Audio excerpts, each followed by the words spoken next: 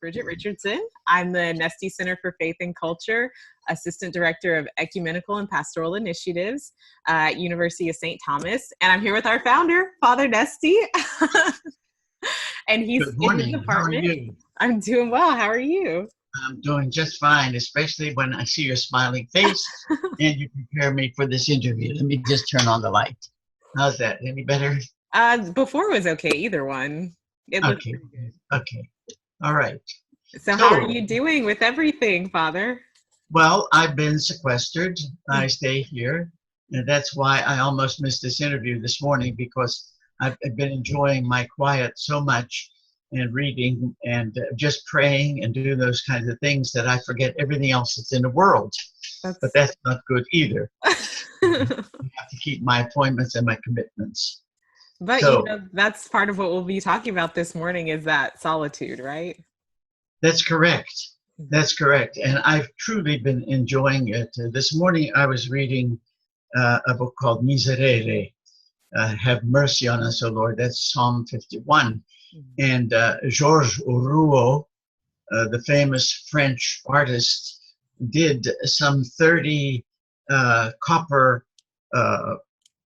etchings of Jesus crucified and suffering. And I've been reading those and meditating upon those. It's unbelievable. He did them between 1924 and 1937, and they were a work in progress. And some of them he repeated and he touched up and so forth, but they were very, very moving images of Christ suffering in us, our own sinfulness, our own need for love, our own need for mercy, and in the lonely crowd not being able to find them, but only seeing them in Christ crucified and him crowned with thorns. So it's an absolutely wonderful book, and provides a tremendous meditation on the passion of Christ.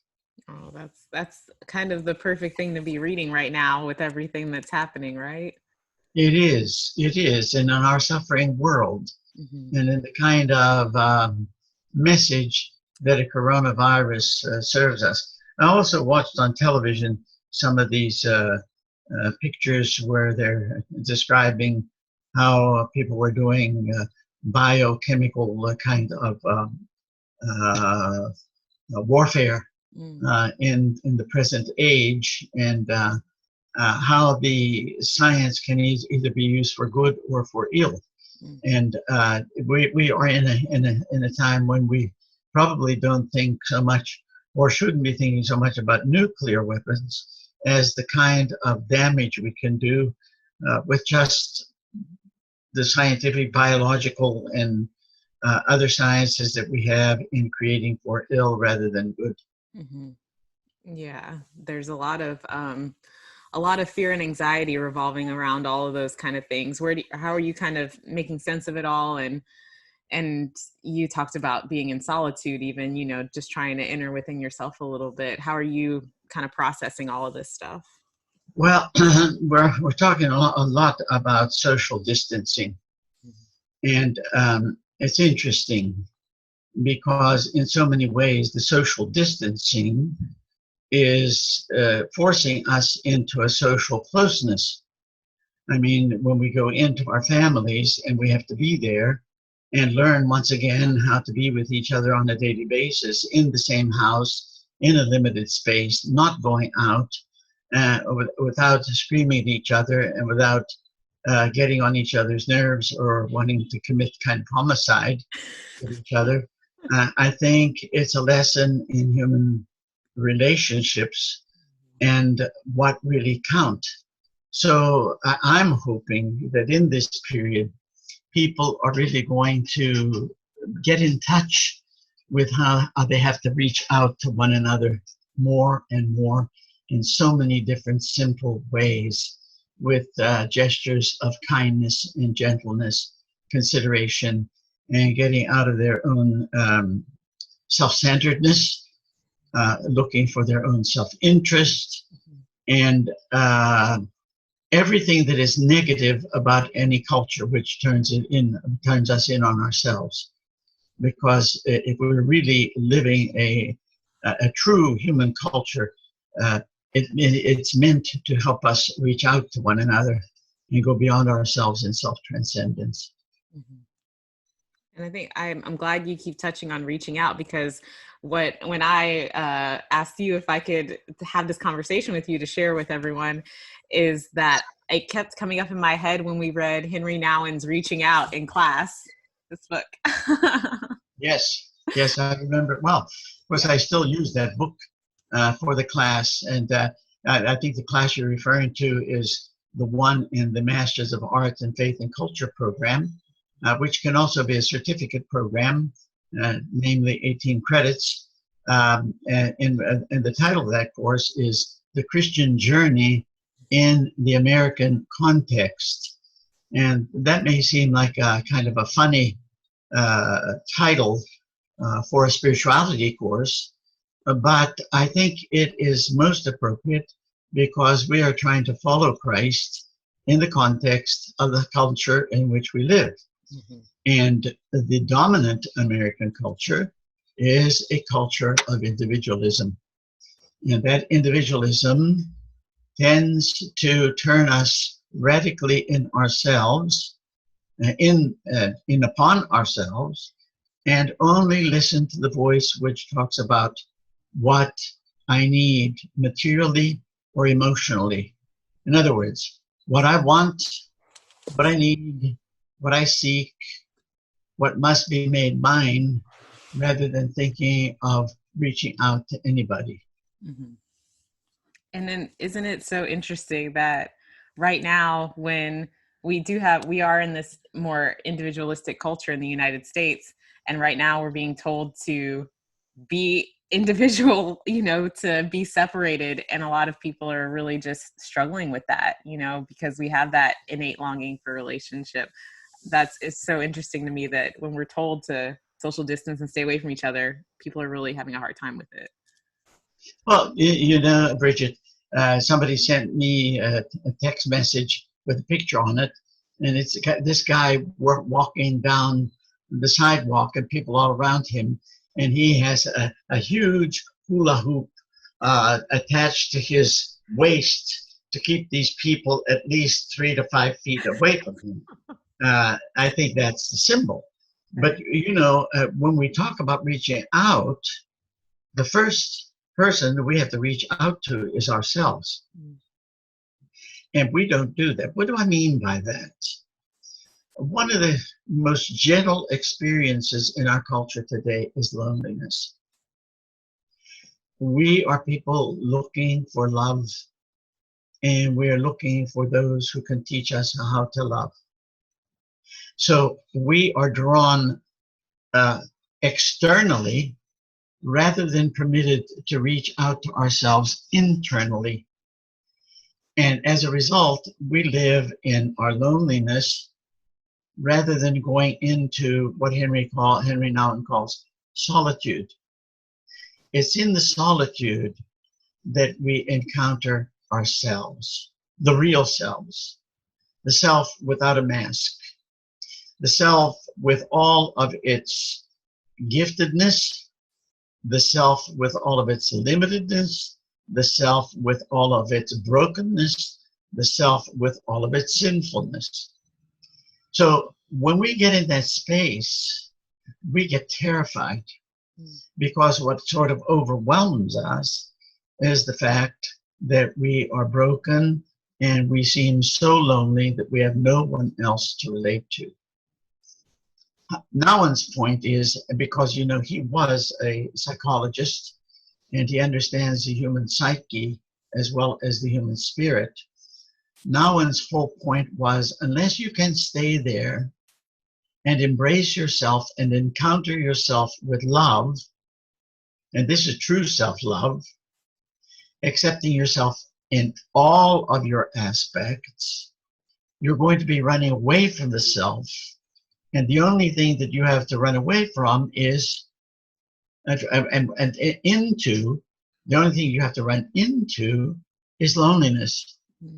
And I always go back to that Beatles song, All the Lonely People. Yeah, They had their finger on it.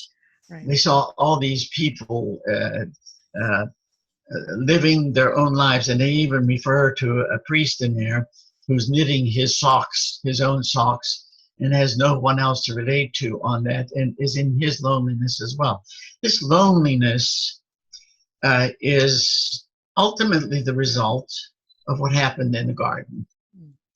And what happened in the garden was Adam and Eve, these are our myth, and it's our myth of origin, chose to be autonomous, each seeking autonomy. And to seek autonomy is the original sin. And it sticks to us. It's like flypaper. It holds us there, wanting to hold on to our autonomy and thinking that we are going to make ourselves.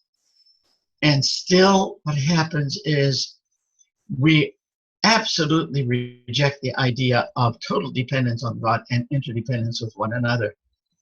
And when we do that, we have forced ourselves into this lonely state.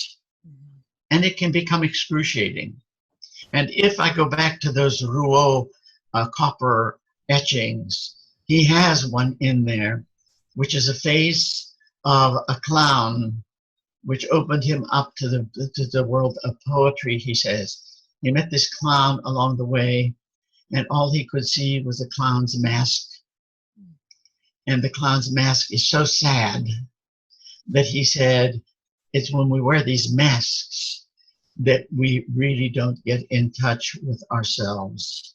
And we experience the excruciating pain that Christ experienced on the cross, but in a different way. Mm-hmm. So yes, the first stage of reaching out is when we have to reach out to ourselves and reach out to ourselves in a realistic way, not looking for a mask, but looking for the real. The second way he says that we have to reach out is to one another. And he says to do so, you have to provide a hospitable environment. Namely, how do you invite people to the table?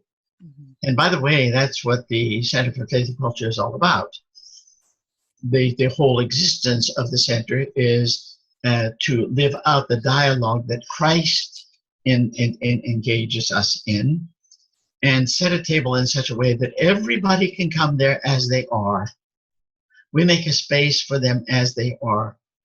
We're not afraid of them. We don't try to reject them. We don't get hostile towards them, but rather welcome them to the table. And you say to yourself, well, does that mean just coming to the table and being yourself? And what if you're hostile yourself? Well, the hostile person therefore has to be challenged about their hostility, simply because they're going to enter into dialogue with others. And that dialogue, if it's truthful, will challenge everyone at the table to get over whatever hostility they have in them and learn to be hospitable to one another. Mm-hmm. You know, Chiara Lubich, who was the founder of the Focolarini, the Focolare movement, and there are hundreds of thousands of these lay people in the world now who belong to this movement, spoke about the spirituality of communion. Mm-hmm. And she said what that really consists in is being able to look at the other as a gift to myself and see myself as a gift to the other. And if this is true, then what we do at the table is first and foremost look for the gift and see ourselves as gift and help others to see themselves as gift. At the same time, people are going to be challenged at the table to reflect on the truth of their brokenness and where it is that they don't want to relate or dialogue. So the second movement out, as Nouwen says, is to the other. Mm-hmm. How do we reach out to the other? And the third movement that he talks about getting out of ourselves, is to go into prayer. Why does he talk about that as being reaching out? Well, we could take Psalm 129 where it says, out of the depths I cry to you, O Lord. Lord, hear my prayer. Don't hold my offenses against me. And this is one of the most beautiful of the 7 penitential psalms that we do during Lent.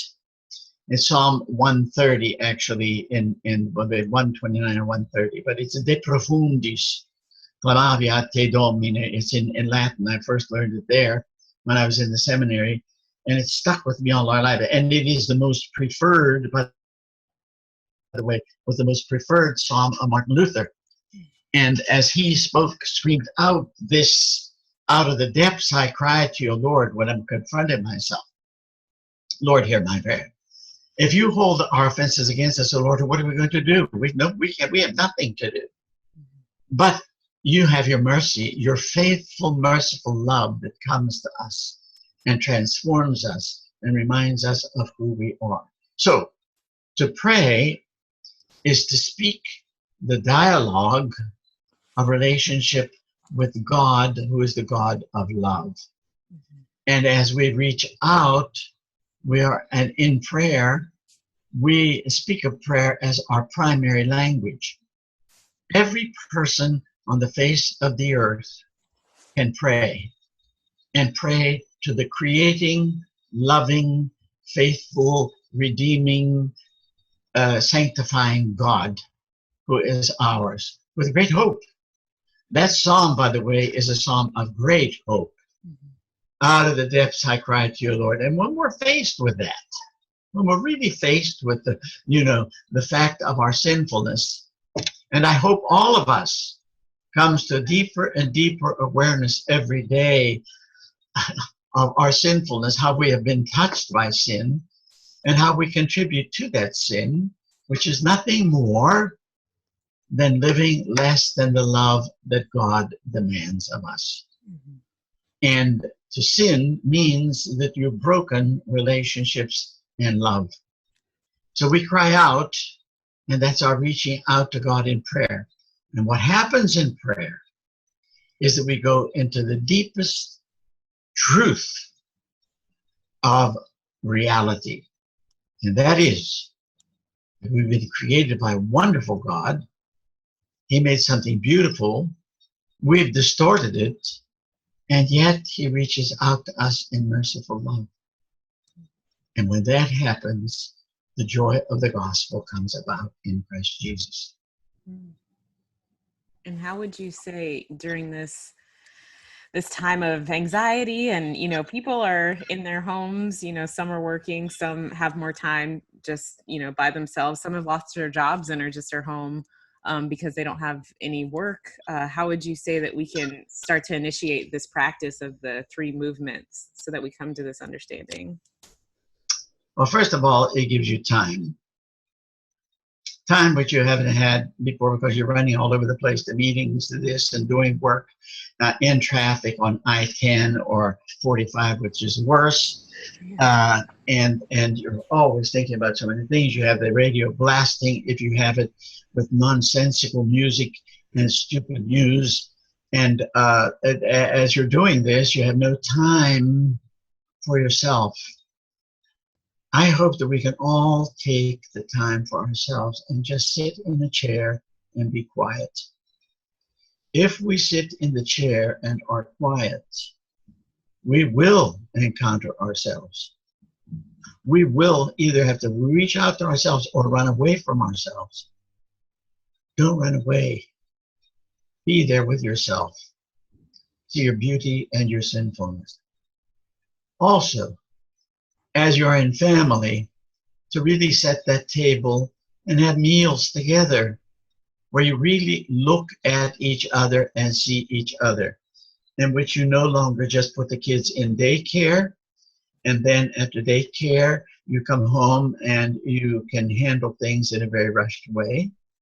But to be there to really understand the interdependence of everybody at that table and how we are helping each other to love, or how we are impeding that process. And lastly, to take time for prayer. And prayer doesn't have to be complicated. It can merely be silence, putting thoughts out of your mind, sitting there, praising God over and over for the gift of your life and the gift that God continues to hold you in existence. That you have meaning, you have a purpose, you have a destiny, you have the opportunity to continue the journey to become a fully flourishing human being. That's what I would recommend, but it takes time and quiet. And by the way, when you called me for this interview this morning, I had completely forgotten it. And I had forgotten it because I'm enjoying the silence so much that I don't even think of anything that's going on out there, which means that anytime that you want me to do this, you have to call me a day ahead of time, and then call me 3 hours ahead of time, and maybe 5 minutes ahead of time to tell me that I'm supposed to be there. Okay. Well, I was thinking even if we could share some thoughts every Friday, because I know people want to hear from you and see your face and make sure you're doing okay. So if you're interested, every Friday we could just do a short conversation and reflect on a book, or you can invite someone to have a dialogue with us. I'd love that. I'd love it too. Let's do it. Let's do it. Well, I'll I'll set the Friday morning appointment aside, and that will become habitual with me, and I won't forget it. good, good. Well, Father Nesti, thank you so much. And for everyone who's watching, this is the book we were talking about, Reaching Out. And, you know, Father, I think it might be if people are trying to figure out how to get started with figuring out how to pray and come out of that loneliness area into more solitude, and welcome people, not, you know, from hostility, move to hospitality, and then from isolation to prayer. I think that this book is a really beautiful unfolding of that. I know in my book, I took a ton of personal notes and I was reading over them this morning to see where my head was at during that time. And it's interesting, right? Yeah, it's a good book, and each time you read it, you come to a new depth. You see something else, and it leads you, and it's in very simple language. You know, he takes very deep realities and he puts them in a language which are comprehensible and not some kind of esoteric theological language which escapes us all and is so dry and seems like it's so distant in the past, in the Middle Ages or prior to that. No, he speaks in a language of today.